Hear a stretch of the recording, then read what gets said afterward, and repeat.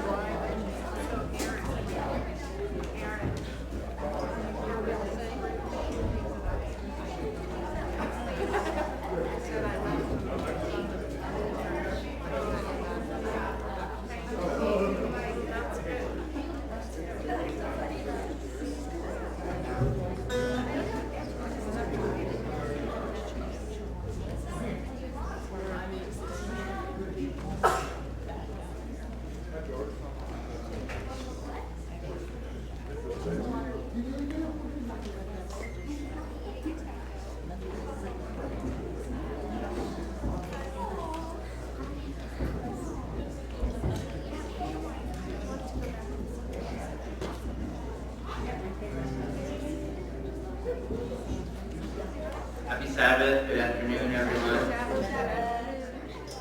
Why don't we all stand up? We have a song for our first song here. Notice I have some company up here on stage. I'm not by myself. Awesome.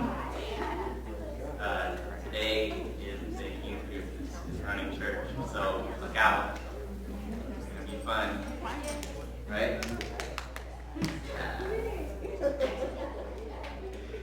Alright, this first song is called My Lighthouse, and I didn't pick out any of these songs, and so if you like them, then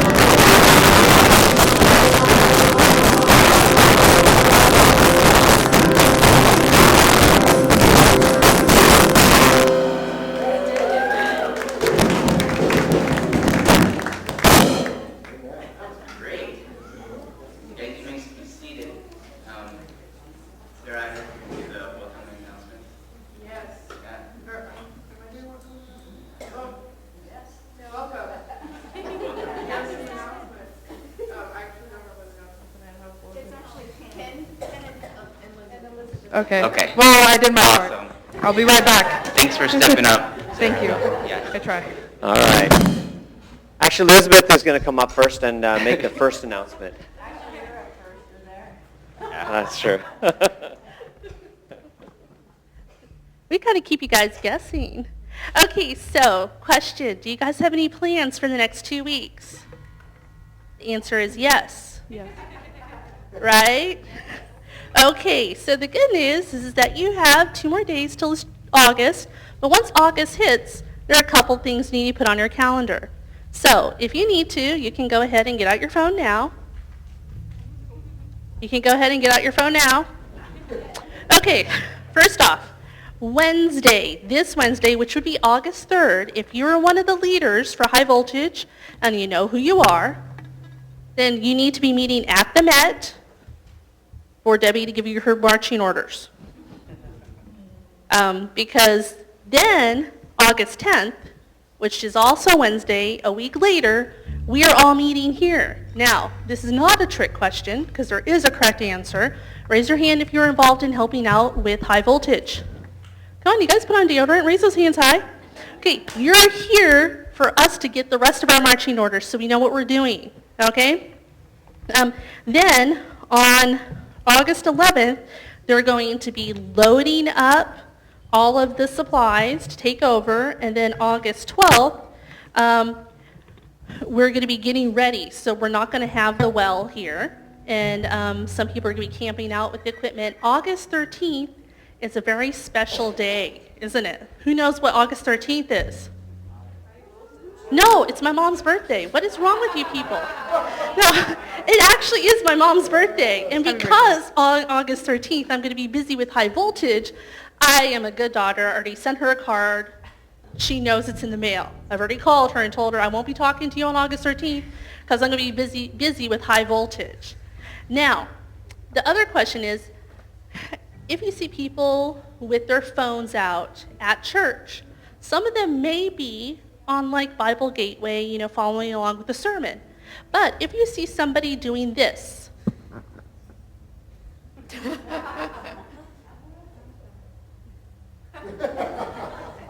we know what you're doing? Yes, we do. Pokemon Go, right? Uh-huh, yeah. So if you are one of those Pokemon people, have any of you guys been down to Riverfront Park? Have any of you seen the creatures hanging around there? And I'm not talking about the people on the playground. I'm talking about the little Pokemon. They have a ton. Well, we're going to be having more, what is it, lures? Yeah. So, you know, invite your friends who are into Pokemon Go. Tell them to come capture a creature and hear some good music. What's Pokemon Go? Oh, dear Lord. Hold on, I can pull it up. Yeah. It's an exercise program, right? Okay. I'm all up for that. Yeah, she'll educate you afterwards. I got you, Brian. Now, this is one of the groups that's going to be there, and they are from Salem area, and so this is on Facebook, and they're going to be talking about what's going on. So find this on Facebook and share it, because I think they have a really good perspective.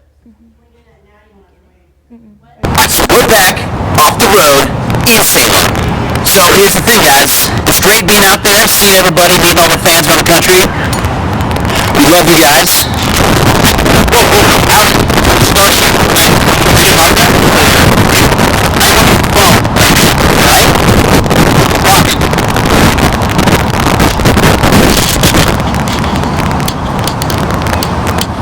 But yes, we haven't played a home show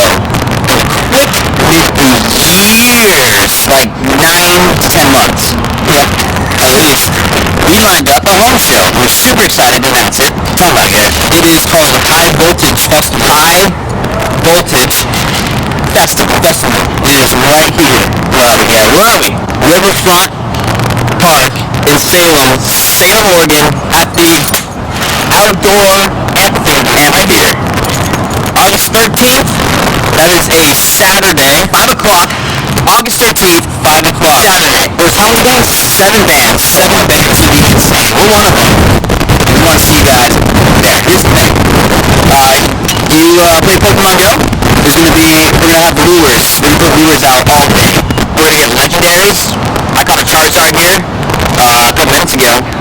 already evolved into all new stuff to start. Dude, Andy from the office is going to be here. I'm super excited about that. So, what are sunglasses? Well, don't freaking go on value, man. It costs me $10. Alright, August 13th, Saturday, 5 p.m. right here at the riverfront. Be there. The party like a riot squad. Internalize the energy like lightning.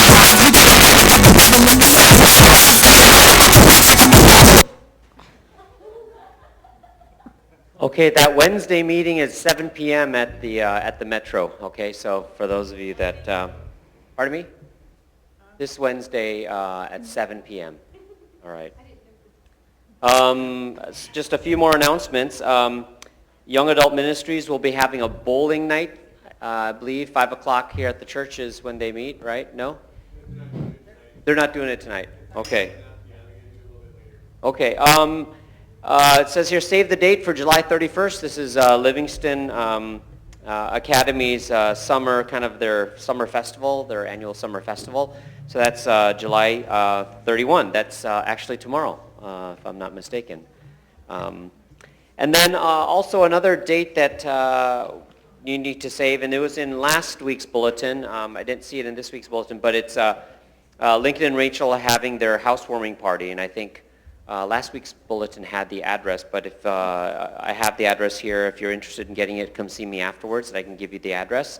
Or if anyone needs directions, they can get a hold of Rachel directly. So, and that is on August the 7th from 1 to 5.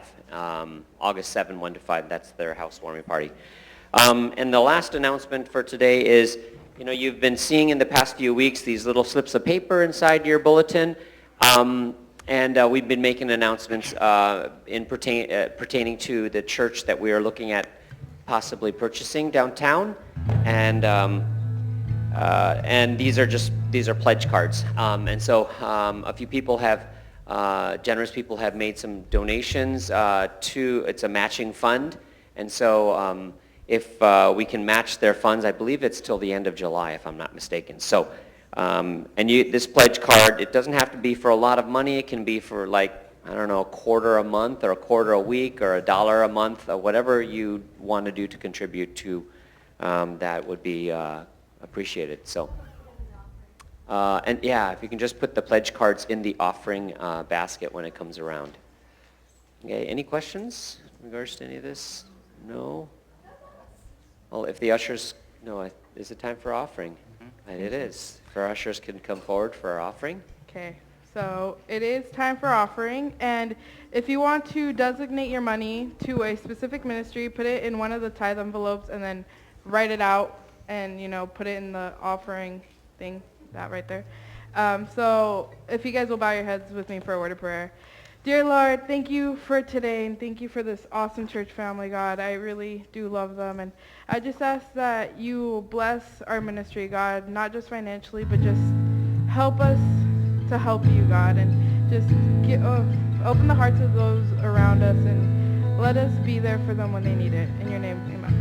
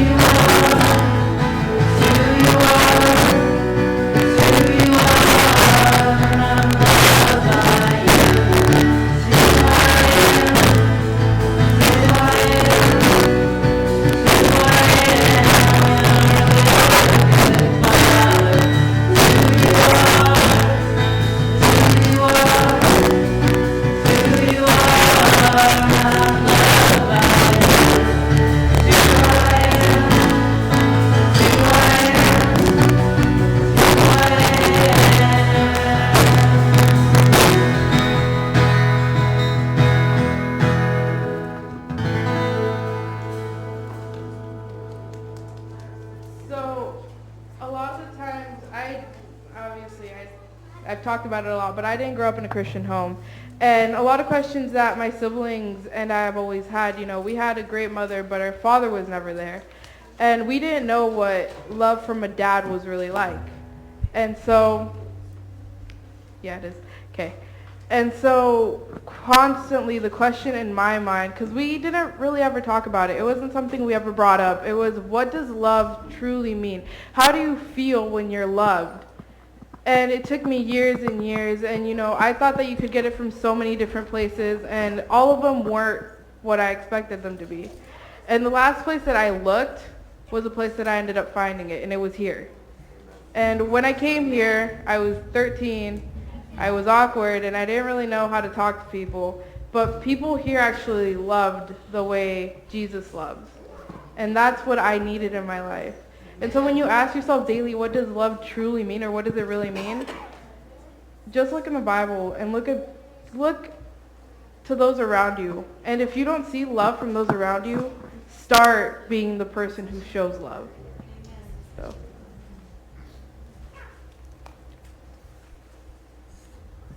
What love really means? Yeah, we're doing what love really means. All right. That was my Do it. question.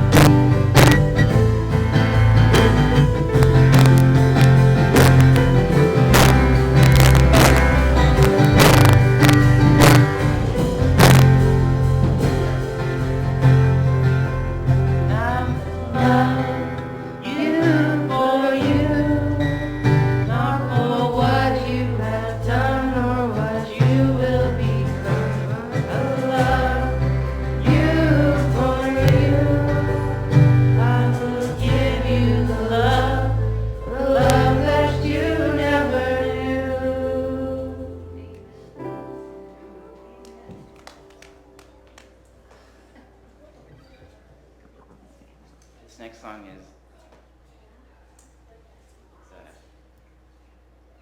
name of the song. It's You Make Me.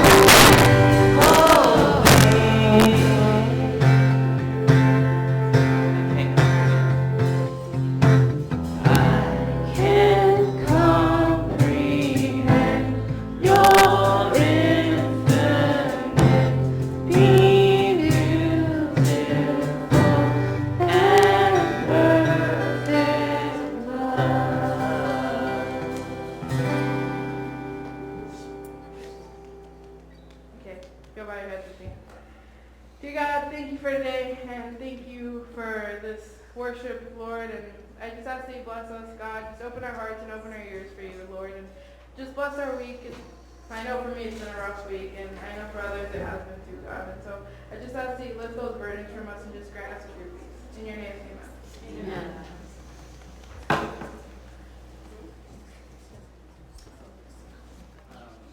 Yeah, let's do the Zacchaeus. We have the verse of Zacchaeus. Why don't we have the kids go up and grab their baskets? We're going to do the kids song and keep offering. Try and get through a little bit of Zacchaeus was a little mad.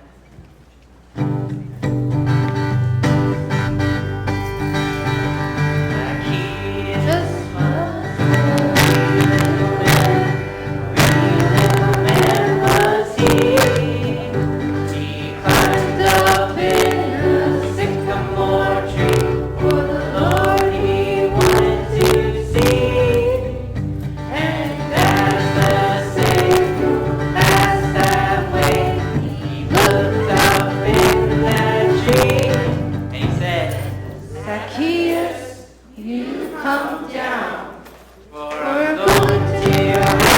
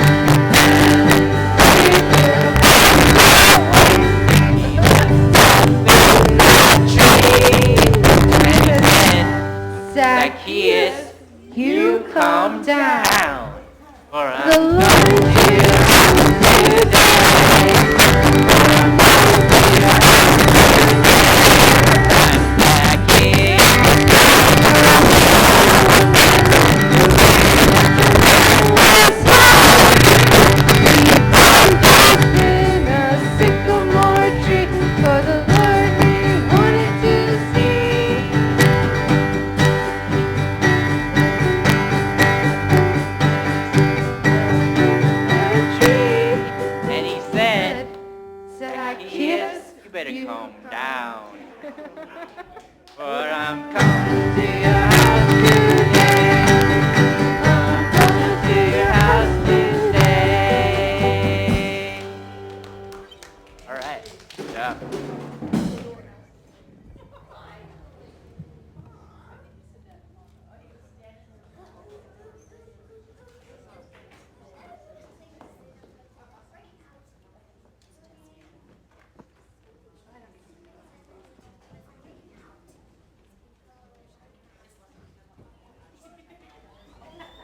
Or about spoons and plates, actually.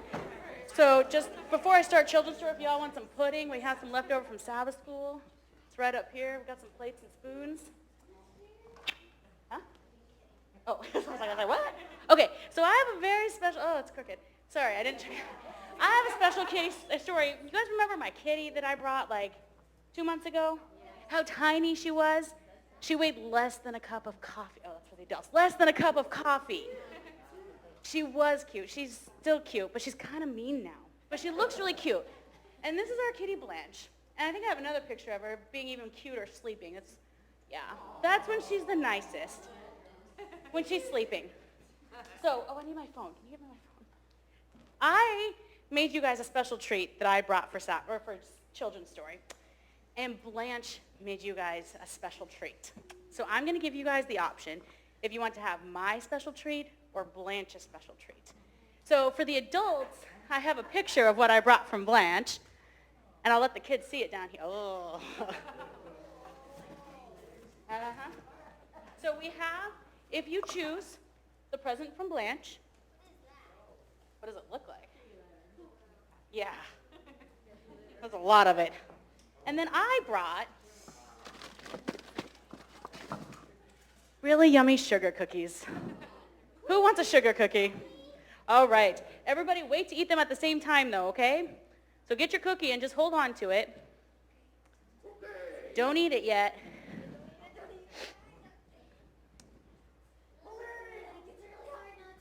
I know. It's a lesson in patience and self-control.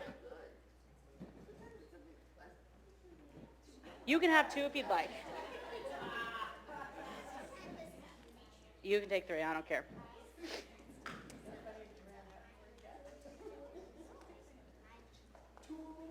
All right, so everybody's made their choice. Oh, Nicole wants one as well.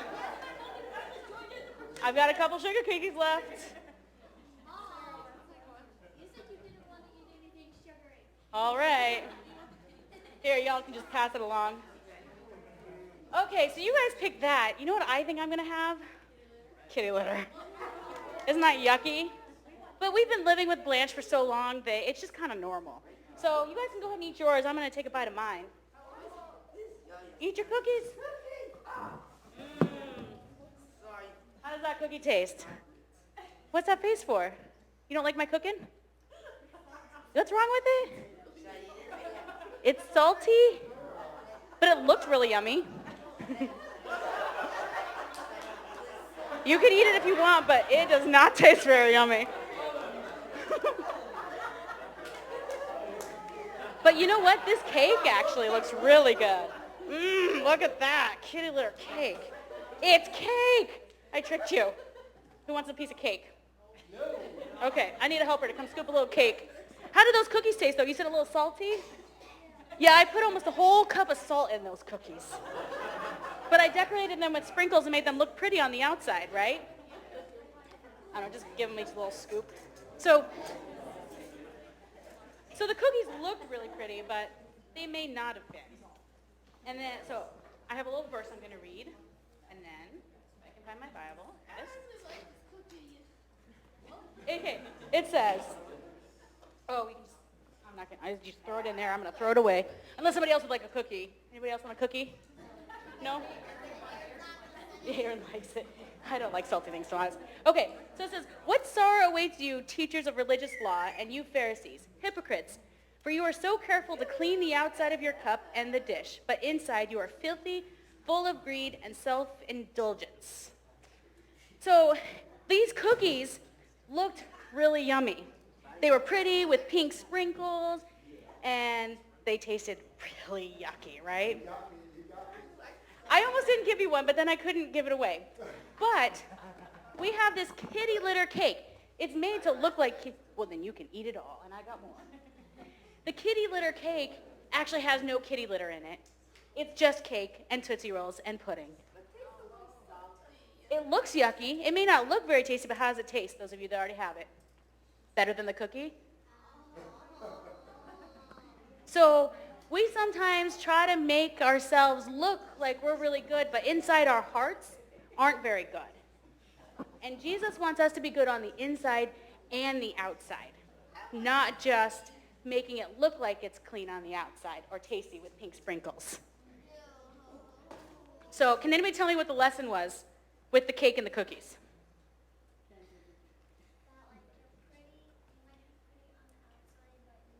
Taste like salt on the inside? And do we want to taste like salt on the inside? No. And Jesus wants us to act like the cake and be sweet and yummy, right? Okay, you guys, when you get your cake, can go back to your seats. We're out of spoons. Somebody gets to eat with their fingers. They're kids, they can handle it. And then again, there's pudding up here with no salt in it, if anybody's interested. That's fine, they don't have to. Just throw them in there.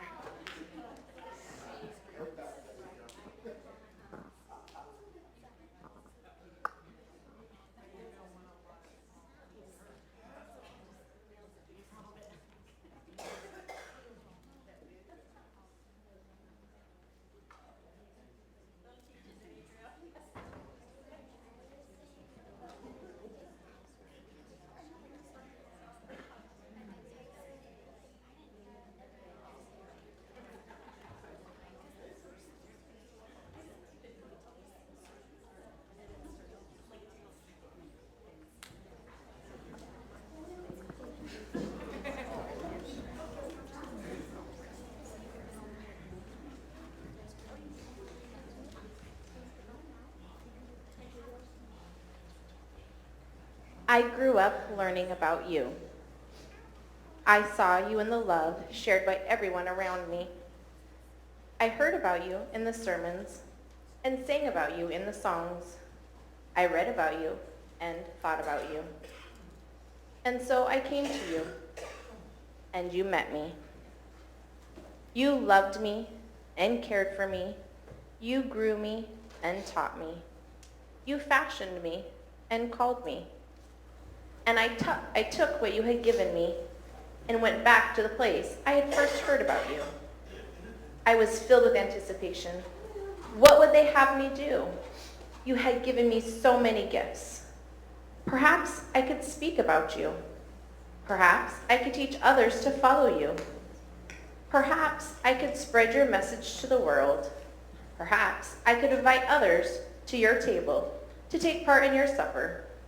For they had always prayed for you to raise up people of my generation. They had always said how desperately your kingdom needed more voices, more hearts, more hands, and more feet. So with anticipation, I presented myself to them, only to be confused by their response. For when I offered them this voice that you had given me, when I offered them these hands that you had strengthened, and when I offered them these feet that you had guided, they gave me a box. They gave me a box in which to keep my passion. They gave me a box in which to store my wisdom. They gave me a box in which to put my words. They gave me a box to hold my hands and my feet. They gave me a box and they told me it was your will for me as a woman. When I asked if they had a box that was a bit better, they told me to be happy with what you had given me.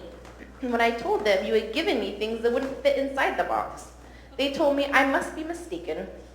When I asked if there was anything else they could offer, they told me the box was the perfect place to keep my questions. And so I come to you, me and everything you had given me, me and everything you had created me to be, me and everything they had called me to, and the box. I was a bit bruised from trying to fit inside it. And now I'm standing in front of you.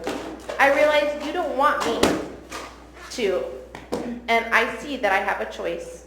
I can keep this box they've given me and throw out all the things that don't fit.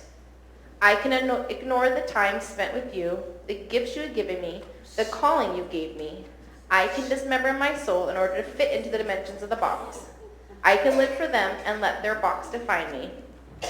Or I can trust the way you made me, the way you prepared me, the way you called me. I can lean on you for guidance and walk in the footsteps of brave women who've gone before me. I can live fully alive in you and trust that you are a God who is bigger than the box. I can set the box down and walk away. Or I can live for you and let you define me. They gave me a box and called it yours. You offered me freedom and called it mine. And so I took the box and I put it on the shelf and labeled it history.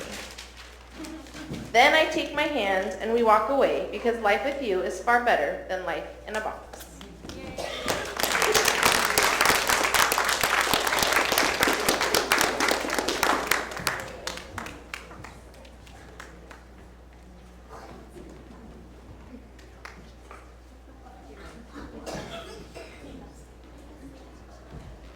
Wow, yeah. Okay, amen. So if you'll bow your heads with me for another word of prayer. Dear God, I just ask you to be with us here today, Lord, and just give me the peace to be able to say what you want me to say, and let the words that come out of my mouth not be my own, but yours, God. And I thank you for everything, for the trials and the temptations, and especially the grace that you've given me, God. And thank you for this church family. I love them. In your name we pray, amen. So it was about 2 weeks ago, Sabrina messaged me and asked me to do a message. And I didn't know what I was going to do. But earlier that day, it was actually on a Friday, I had come to the realization that most people have 3 types of expectations. Now there's the internal expectations, which is what you expect out of yourself, as in, oh, this is how I should look, this is what I should say, this is what I should do, this is who I'm going to be. There's the external expectation, which is what does my family expect of me, what does my coworkers, what do my friends? And then there's the eternal expectation, which is what does God want from me? Now, these three expectations mature. Two of them, the internal and external, mature as you grow up. So as in, when you're 1 year old, inside you don't really know what's going on, but your family expects you to be able to start walking and, get a little words out there. But then when you turn 8 years old, your family expects you to be able to ride a bike and to be able to, make friends. And inside you start expecting, oh, well, I should start getting good grades. And by the time you're 18 years old, your family expects you to be able to drive. I'm sorry, Mom. And they expect you to be able to start choosing your career. And you as a person, whether you're going to college or you're not, you start thinking about who you're going to be in life and how you're going to go and who you're going to follow. And if you're going to follow them, are they the right thing? No, as a 28-year-old, I don't really know because I'm not there yet, but it's kind of like a family orientation. What's going to happen? Who are you already? What's going to happen? Now, the difference between these expectations and the one that God has for you is that the one that God had for you has matured way before you ever came into the picture. So as in, there was we were dead, then there's the 10 Commandments, and then salvation. So those are the three expectations. They're already there. They're set in stone. Now, a lot of the times, our expectations don't align. Whether it be your friends think you should be a fashion designer, but you want to be an engineer, or whether it be God wants you to go out and be a missionary while you thought you were going to be a stay-at-home mom. Now, what's up to us is who are we going to follow? Let me tell you a story. About a year ago, I see my mom just walked in. About a year ago, my parents decided to go to an interview down at PUC.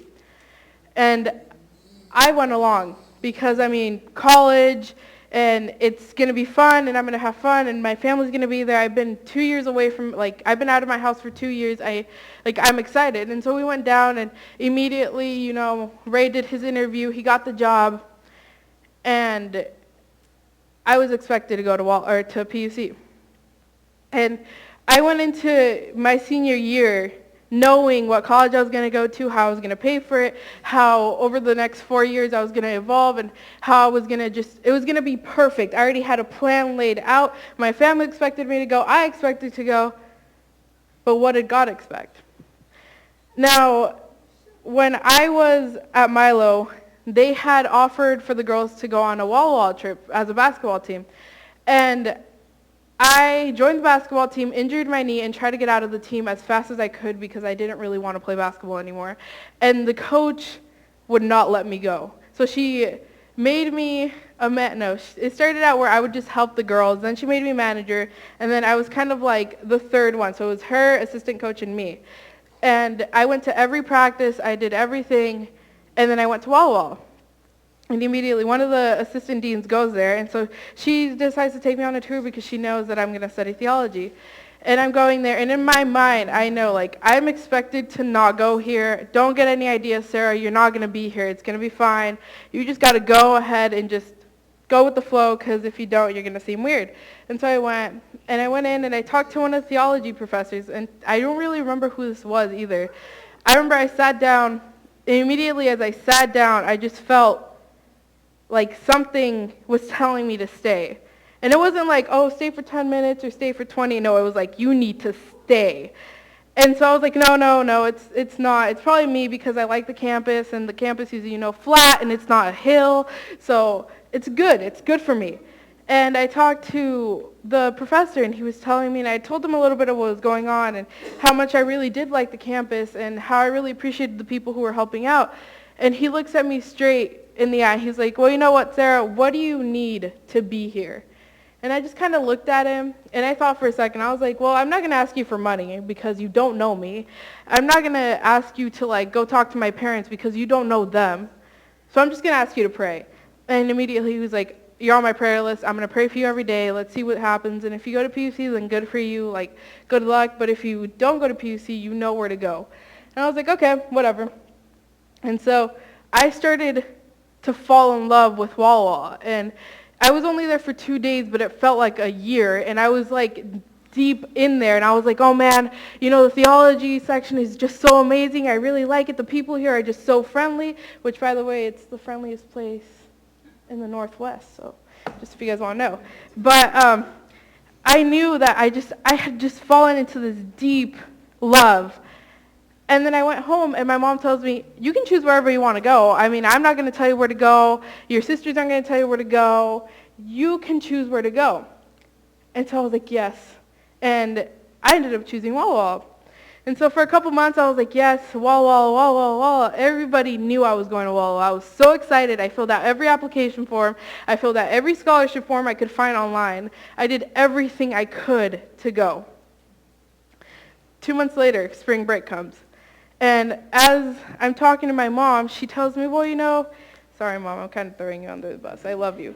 Well, you know, we really want you to stay close. We want you to, you know, like to be close because there's the doctors here, this and that. We're not really going to ever see you again if you go to Walla Walla. And immediately I was like, well, that's true, I know, but I feel like God's calling me to go up there. And she's like, well, think about it, you know, think about it. And I thought about it, and I thought about it, and my thoughts didn't change. And then she comes to me, and she's like, look, if you stay with us for 1 year, you can choose where you can go for the rest of college, and you can do whatever you want, and we won't tell you. So I was like, you know what, whatever, I'll just do it. It's my first year. It's my freshman year. It's not really going to matter anyways. So I said, yeah. And that next weekend, I got back to school, and everybody was buzzing how we were going to get off campus, how the seniors were leaving, and I had no idea what they were talking about. And I was like, what's going on? What's going to happen? And they're like, oh, it's you days. It's you days. You get to go, like, we get to go to Walla Walla for a whole weekend, and, you know, we get to dorm there, and we get to be with all the cool people. And I was like, okay, sweet. And so we packed our bags. We went. It was an 8-hour drive. I slept most of the way. I don't really remember what happened. And we get there, and in my head, I remember my friend, you can ask her, but I hated so much on Walla Walla when I was awake in that bus ride because I knew I had to convince myself to not let myself go. And I sat there and I was like, no, I'm not going to go, I'm not going to go, I'm not going to go. And we get off the bus and immediately like that rush comes back and I'm like, I'm not going to come, I'm not going to come here, I'm not going to come here. And I like walk through campus and I'm like, no. And then they tell us that we have to go and we have to like, you know, go to our classes and, you know, get to meet the professors. And I go to the theology one, and the first one I went alone with one of my other friends who's planning on being a theology major. And I sat down, and I remember I was so mad at God because he put me in this situation once again. And so I sat down, and I was being it probably came off really rude because I was just like, really? Do you really know your stuff? Do you really know what you're saying? Because if you do, then why are you saying it? And the professors, bless their souls, they treated me with so much love and patience that I just started to sink in again and again and again. And I messaged my mom and I was like, look, Mom, I don't know what I do. I want to be here and I want to be at PUC and I want to go where you want me to go, but I don't know what to do. And then she's like, well, you know, if you go there, you're not going to get the subsidy from PUC. You're going to be there alone, and financially it's going to be really hard on you. How are you going to make it? And you know, she wasn't persecuting me. She wasn't telling me I couldn't go. She was just giving me an actual thing to think about. And immediately I was like, I know. You know what? Forget it. I'm just going to go and do my next thing. And my friends ended up joining me in the next class, and we sat there and we talked about it. And I started praying in the middle of class, and I was like, you know what, God, if you really do want me here, talk about financial stuff. And so immediately they're like, oh yeah, financially, you know, if you can't come here, just contact the office and we'll talk to you. And I was like, oh, well, you know, it's a class. Obviously they're going to talk about financial issues. So I was like, in my head, I was like, talk about something that pertains to me. And immediately the professor turns to me, being one of 3 girls in the room, and asks me, are you afraid to be a female pastor? And in my head, I was like, well, you know, I'm not. I've never really thought about it. But then another part of me was like, wait, was that God trying to tell you something? And so I left immediately. I booked it out of there. I sat down by the Fine Arts Center, and I couldn't handle it. And I felt like I was being shredded into pieces. I wanted to go to PUC. I wanted to make my parents happy. But I also wanted to follow God. And I sat there, and I almost started crying. And my friends come up to me, and they're surrounding me. And they ask me, where do you think God is really calling you? Like, put aside all of the debt, put aside all of the money, put aside your parents, put everything aside, and you pray for God to lead you. And I just remember I looked up and I knew, like, at that moment, that's where I needed to be. And I told them, I was like, honestly, guys, I want to be here. I need to be here. And so we all started praying. And I'm not going to say that, flaming tongues came or, like, anything of that. Like, it was just a simple prayer for guidance. And an hour later, we're at the auditorium, and they're giving their last worship thought, and, they're wrapping it up, and it's, they're playing a great song, and I'm standing there, and, I'm so frustrated because due to this, I was having tension with my mom, which I didn't want to have, and I was just so mad because why would God put me in this place? And I didn't know what to do. And Melissa Ray, the representative for the Milo area, runs up to me, taps me on the shoulder, and I'm like, we're on the balcony, so imagine, like, that's the ground, and then there's 2 seats, like 2 rows of seats. And she, like, screams at me, like, yo, hey, this and that.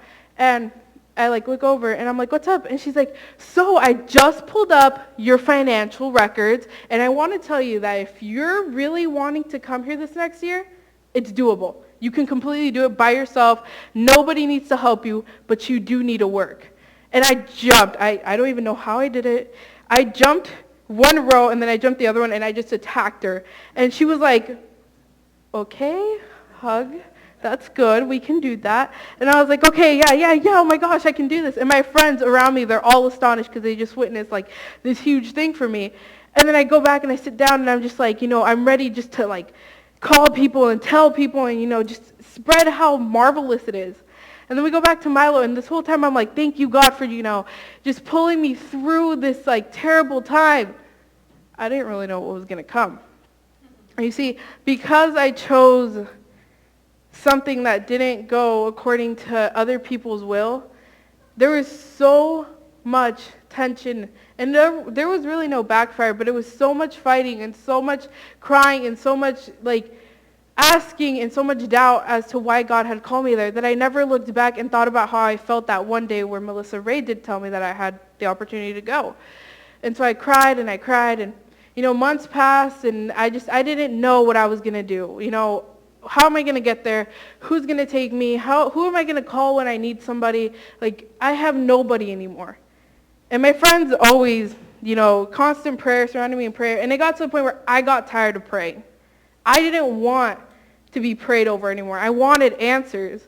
And so one day, I was sitting at a computer, and my coworker was standing a couple feet away from me.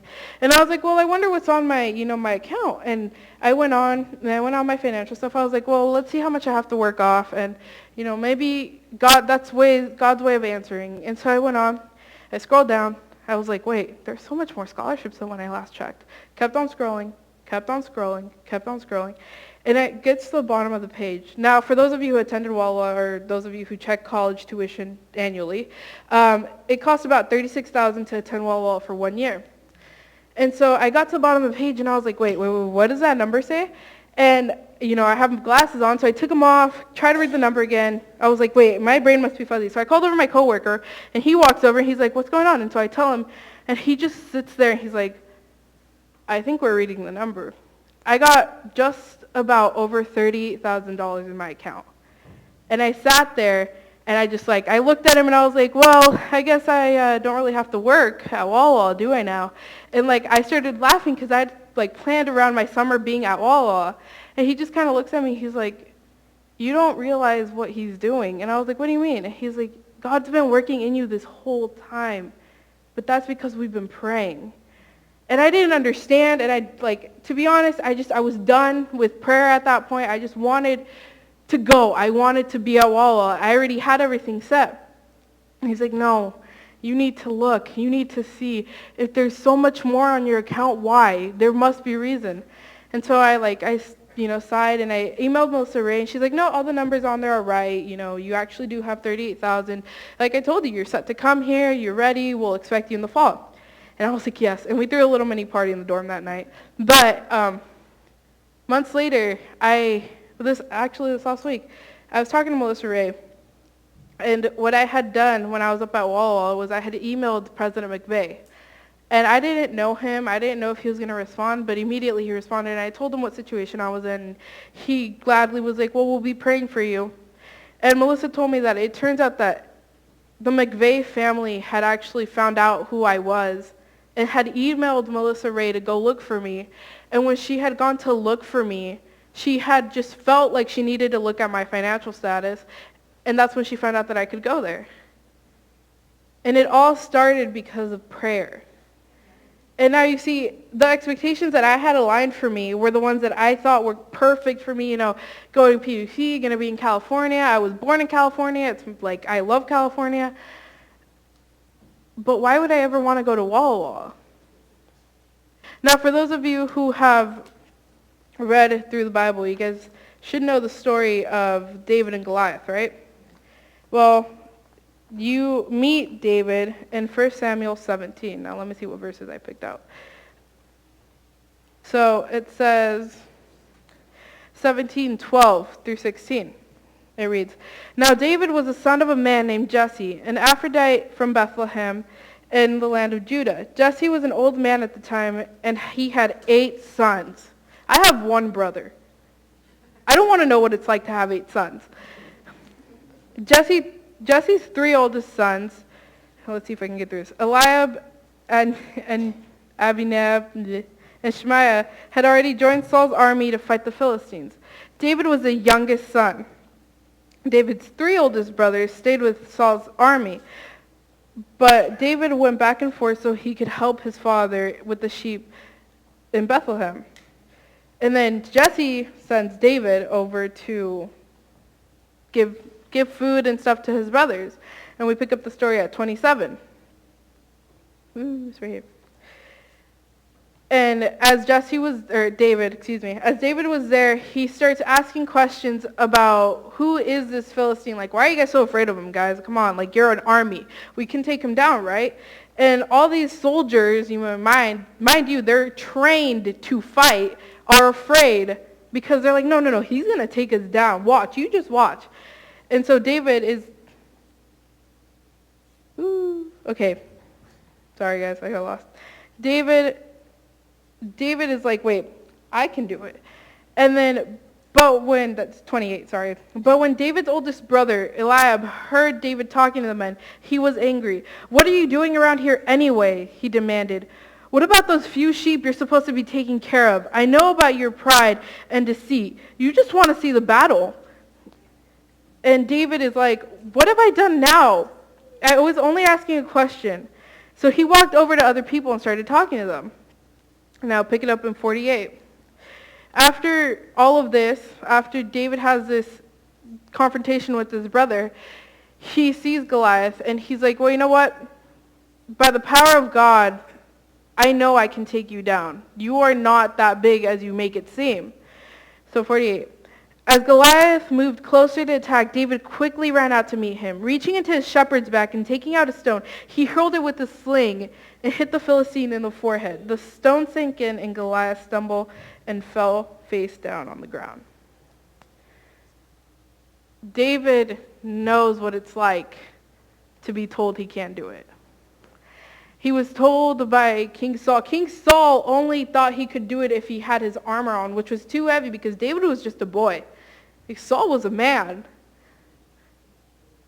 But David knew if God was going to want him to do it, he had to do it.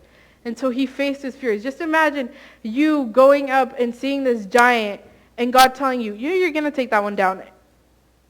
The fear that runs through your veins at that moment isn't the same fear that goes through your veins when you're on a roller coaster. That fear is so great that for me, I probably wouldn't have done it. I would have been like, yeah, you're crazy, I'm leaving. But David stood there, feet planted on the ground, and knew exactly what God wanted him to do. And later on, David becomes a king. David does all this stuff.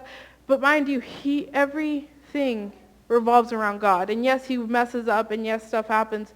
But he always goes back to him. Now, Gideon, an example of an internal expectation. When you meet Gideon in Judges 6, he is the youngest of the weakest clan. And God comes to him through an angel and tells him, go gather up your men, or no, that's not the wrong story. Basically, go build this altar for me, and the other altar will be taken down. And Gideon's like, yeah, you're picking the wrong person. I'm not qualified to do this for you. I'm actually just going to go farm, and you can go figure out if one of my brothers can do that, because I can't. And God's like, no. I know you, and I know what you're going to be capable of, but just take my hand, and we'll get through this. Now, as we were looking at the skit, Gideon had a box that he had given himself. David had a box that was given to him by his own family and by people around him who saw he was too young. But they put the box down and they kept on going. And this is my favorite example. Paul. When we first meet Paul, it's actually in Acts 2. Is it Acts 2? Maybe. I don't know. It's when Stephen gets stoned. Now, a lot of people tend to think that you meet him when he first meets Jesus, but no, you meet him at his worst. Now, what happens is Stephen was proclaiming the gospel, and he was basically telling these people that they didn't know what they were talking about and just going back and forth, and they just eventually decided to stone him because they'd rather shut him up than actually keep on fighting. And so they stone him, and the people who stone him take their jackets off and give them to Paul, and Paul's in the corner laughing at Stephen, cracking up because he sees, I'm never going to be that guy. That guy's just plain old stupid. I'm never going to be that. I mean, everybody's crazy. How could I do that?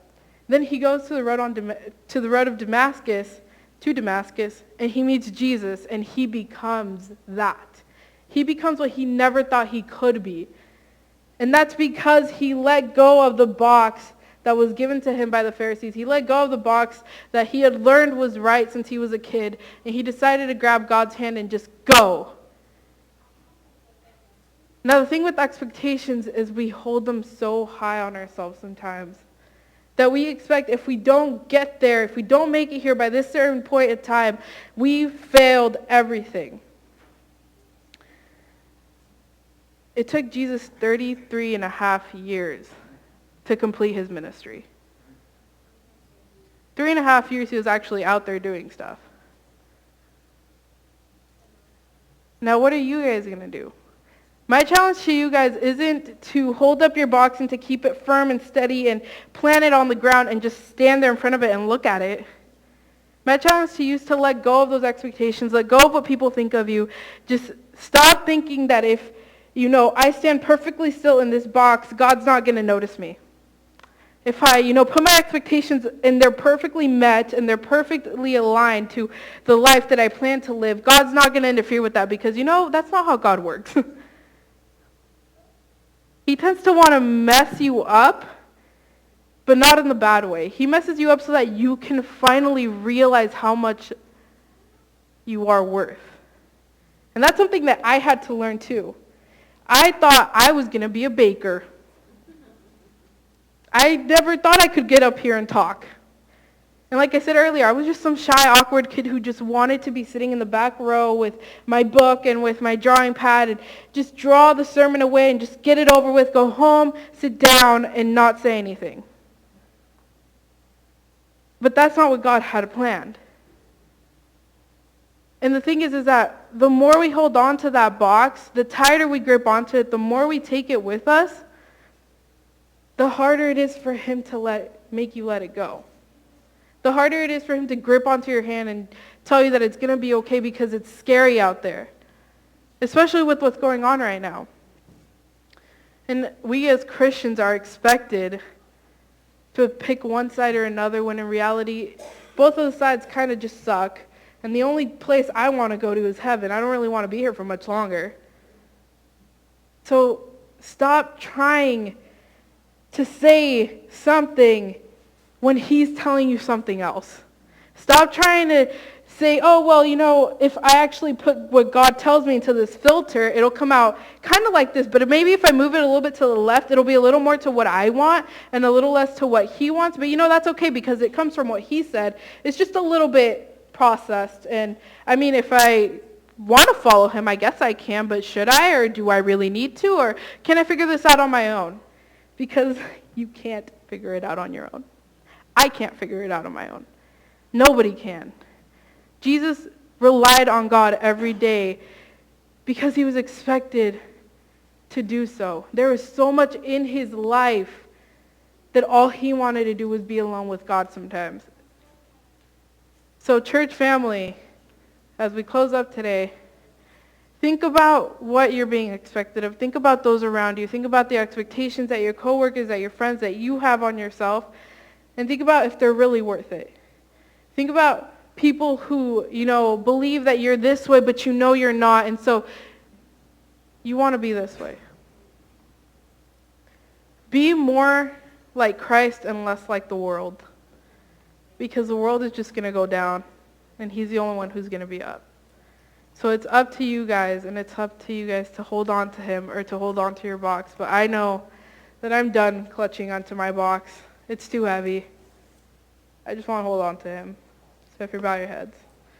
Dear God, thank you for today, and thank you for this awesome family, Lord, and thank you for the message. And I just love you so much, and I know that life gets hard sometimes, God, and sometimes we don't want to look up to you because it's too hard. And because we feel like we can't do it anymore. But I just ask you that you give us the courage and the peace and the wisdom to keep on following you every day for the rest of our lives, even when it gets hard.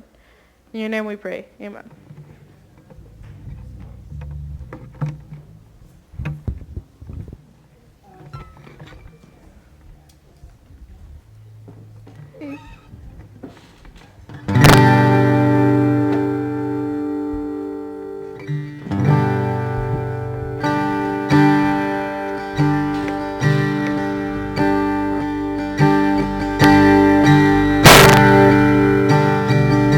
Sarah?